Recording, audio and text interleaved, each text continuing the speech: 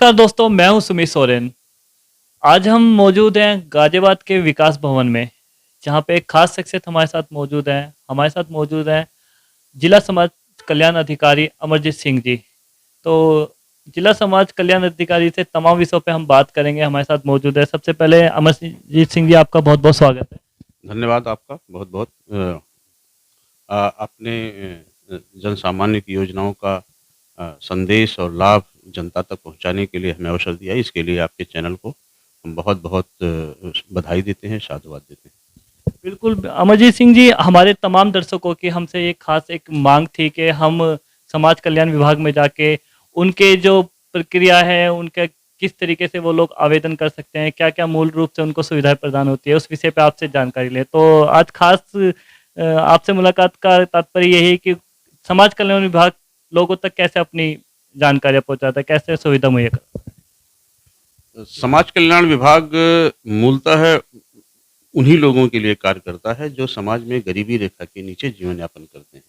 और आपका ये प्रश्न बहुत ही महत्वपूर्ण है और अ, विषय से है कि जो व्यक्ति समाज के अंतिम पायदान पर खड़े हुए हैं, उन तक योजनाओं को पहुँचाना हम लोगों की बहुत बड़ी चुनौती होती है।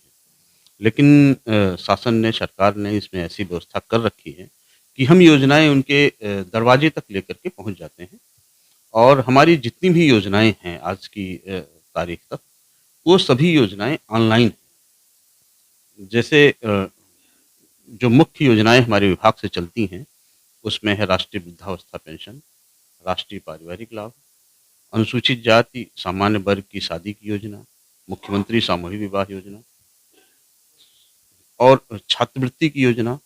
ये योजनाएँ हमारी ऐसी हैं जो समाज के अंतिम पायदान तक लोगों को लाभ पहुँचाने के लिए हम लोग देते हैं।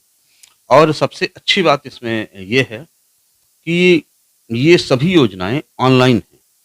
कोई भी लाभार्थी अपने निकटतम जन सुविधा केंद्र से या किसी भी कंप्यूटर जानने वाले व्यक्ति के पास बैठ कर के अपने अभिलेखों के साथ हमारी योजनाओं को ऑनलाइन कर सकता है और ऑनलाइन करने के पश्चात जो भी उनके अभिलेख हैं, वो संबंधित तहसील में या संबंधित विकासखंड में जमा कर देते हैं। उसके बाद उन योजनाओं की मॉनिटरिंग करने का काम और उनको समय से लाभ दिलाने का काम, वो सरकारी लोगों का है, विभाग का है, तहसील का है और विकासखंड का है।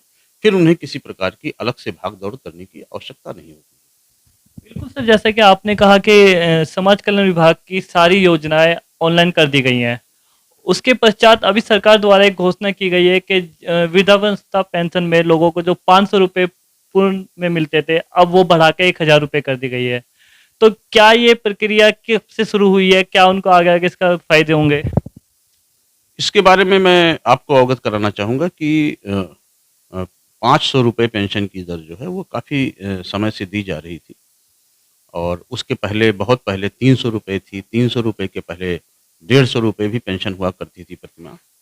लेकिन महँगाई को देखते हुए और सरकार अपने संसाधनों की व्यवस्था को देखते हुए 1 जनवरी से इस वित्तीय वर्ष से आगे 1 जनवरी से लेकर के मार्च तक 3 महीना इस वित्तीय वर्ष में और फिर आगे जो है वो प्रत्येक लाभार्थी को हमारे ₹1000 500 की बजाय अब ₹1000 प्रति माह की दर से पेंशन दी जाएगी। तो निश्चित अमरजीत सिंह सर, एक बात थी कि गाज़ियाबाद में तमाम ऐसे लोग हैं जो पूर्व में भी इस योजनाओं से जुड़े हुए हैं, परंतु जो नए लोग इसके साथ जुड़ना चाहते हैं, उनके लिए क्या ज़रूरी दस्तावेज़ होंगे और क्या उनके लिए जो प्रक्रिया है वो किस तरीके से होंगी?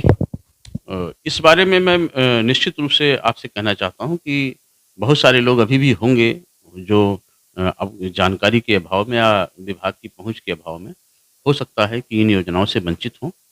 तो मैं इसमें आपको बताना चाहूँगा कि ग्रामीण क्षेत्र में 56,480 56,460 और शहरी क्षेत्र में 46,080 जिनकी भी वार्षिक आमदनी हो, ऐसे वृद्धजन और जिन्होंने अपनी आयु 60 वर्ष या उससे अधिक पूरी कर ली हो, इ वह अपने बैंक पासबुक और इन दोनों दस्तावेज़ों के साथ किसी भी निकटतम जन सुविधा केंद्र पर या कंप्यूटर सेंटर पर जाएँगे, तो वो हमारे विभाग की वेबसाइट पर लॉगिन करके इस प्रक्रिया को ऑनलाइन भर सकते हैं। भरने के पश्चात वो अपने अभिलेखों की छाया प्रति और जो भरने के बाद फार्म का प्रिंट आउट निकलेगा अपने हस्ताक्षर करके, अगर ग्रामीण क्षेत्र के हैं तो संबंधित विकास खंड में, अगर नगरीय क्षेत्र के हैं तो संबंधित एसडीएम के पास जमा कर देंगे। उसके बाद उनका काम समाप्त हो जाएगा। उसके बाद हम लोग उसे पैरवी करके और समय के अंतर्गत जाँच करा करके उन्हें योजना का लाभ देंगे। जैसा कि आपने सुना कि अमरजीत सिंह जी हैं, जो कि गाजियाबाद में जिला समाज कल्याण अधिकारी हैं, उन्होंने बताया कि किस तौर पे नए लोग भी इन योजनाओं का फ़ायदा उठा सकते हैं। साथ ही साथ हम एक आखिरी सवाल पूछना चाहेंगे सर, वृद्धावस्था पेंशन के अलावा जो और भी योजनाएँ चल रही हैं समाज कल्याण विभाग में, जो नए लोग जुड़ना चाहते हैं, एक बार उनको हमारे दर्शकों तक आप उनकी जानकारियाँ पहुँचा दें तो? इसके वृद्धावस्था पेंशन के अलावा हमारे यहाँ परिवार लाभ की योजना है, जिसमें किसी भी परिवार के कमाऊ सदस्य की मृत्यु पर हम लोग एक परिवार को एक मुश्त 30,000 रुपए की सहायता देते हैं।